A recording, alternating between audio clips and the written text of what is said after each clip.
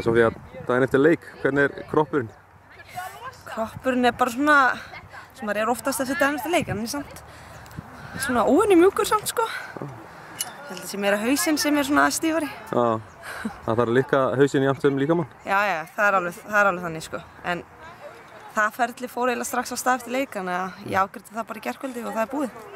Hvernig fannst þessi leikur í gær svona þín eldskírnin á vellinum? Það var náttúrulega ekkert auðveldur leikur, vissum það alveg? Nei, þetta var mjög erfið leikur og þetta var minn fyrsti landsleikur og ég vissi ekki alveg við hverju ég var að fara að búast sko, ég vissi voða lítið og ég hef átt betri daga sko og ég gerði alveg mistök en það er bara fótboltinn og það er bara hluti af þessu og ég tek það bara, það fyrir reynslubankan segi ég sko. En ekki málið með þetta, við lærum á reynslunni, við þurfum að gera mistök og læra? Jú, og ég get alveg sagt þér það að ég fann alveg sko, hugarfarslega fann ég mikinn mun á mér bara í fyrri og seinni hálfleik sko. Þannig að þú veist, leið ég kom inn út í seinni hálfleik þá var ég var miklu rólegri.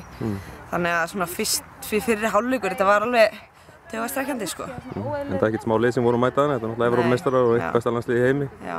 Var smá fiðringur í maganum fyrir leikinn? Já, ég reyndar alltaf með fiðring í maganum, það er bara heldur mér á tánum sko. Það er sama hvort að ég sé að spila móti Vali eða Þýskalandi sko. Þannig að það var alveg til staðar sko, en alveg passlega mikið samt sko, en það er svona meira þegar maður það er svona ákveðin moment sem kom í leiknum sem maður kannski hefði viljað vera aðeins afslappari sko. En það er bara hluti af þessu sko og ég læra þessu. Þú sagði að þetta kom í reynslubanka en þú bara nýtir þetta í næsta leik? Alveg klárlega sko. Ég er bara mjög þakklátt fyrir að hafa fengið þessa reynslu og þetta er klárlega að fara að nýtast. Engin spurning.